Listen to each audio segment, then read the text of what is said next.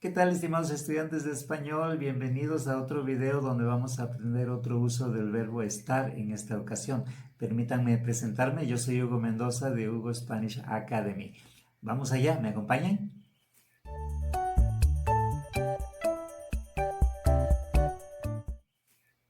Primero vamos a recordar el mapa mental de los verbos ser y estar. Ustedes pueden ver en sus pantallas dos círculos concéntricos en donde el círculo mayor se refiere al verbo estar y el círculo central se refiere al verbo ser.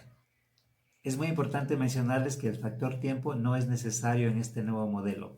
No se preocupen si algo es temporal o algo es permanente. Como pueden ver, hay 5 usos del verbo estar y el día de hoy nos vamos a enfocar al número 5. Después de los ejemplos que yo les voy a dar, ustedes van a deducir cuál es la palabra o la frase que describe este uso de estar. Y les presento al gatito Miguelito. Él es Miguelito. También nos va a acompañar en esta ocasión. Y empezamos. Y vamos con los ejemplos. La pregunta es, ¿qué están haciendo ellos? Vamos a ver. Ellos están leyendo. Ella, por ejemplo, está leyendo una novela muy interesante. El niño está leyendo un cuento. La muchacha está leyendo una fábula. Y él está leyendo una biografía. A todos nos gusta leer, yo creo, ¿no? ¿Qué están haciendo ellos? Vamos a ver. Ellos están tocando instrumentos musicales. En español se usa el verbo tocar con instrumentos musicales. Por ejemplo, el hombre de la izquierda está tocando la guitarra, el hombre del centro está tocando la trompeta y la persona de la derecha está tocando el piano. ¿Tú tocas algún instrumento musical? Porque yo no, no puedo.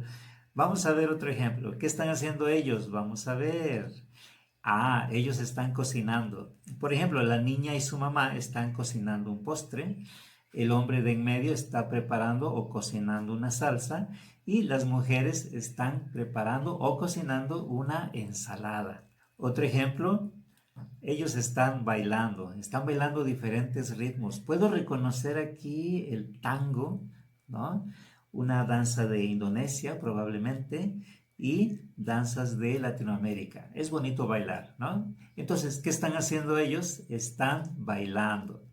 Vamos a ver otro ejemplo y este se refiere a deportes. Cuando se practica deporte se dice jugar un deporte. O también como los niños están jugando con sus juguetes, estos hombres están jugando al fútbol americano, el señor de arriba está jugando al golf y los niños de abajo están jugando al béisbol. Entonces, ¿cuál es la frase o palabra clave? Vamos a ver qué opciones tenemos. La primera opción es acción en progreso, la segunda opción es ubicación y la tercera es posturas corporales. ¿Cuál crees que sea la respuesta? Vamos a ver. La respuesta es acción en progreso. Y Miguelito inmediatamente toma nota. Ustedes también deben tomar nota. Y se usa el verbo estar con acciones en progreso.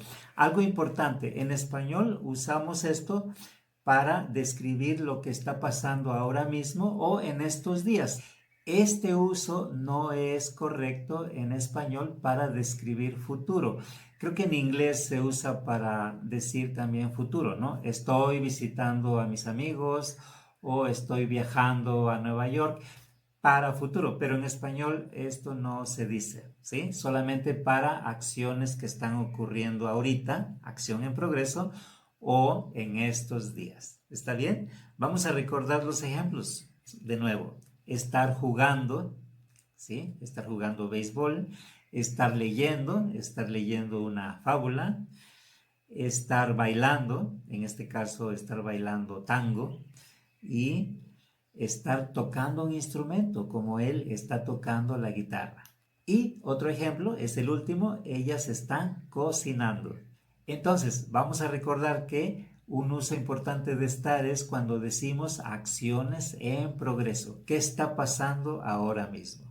Pues eso es todo. Muchísimas gracias por verme. Te recuerdo mi nombre. Yo soy Hugo Mendoza de Hugo Spanish Academy. Por favor, dale like al video, suscríbete y compártelo. Muchísimas gracias. Hasta pronto.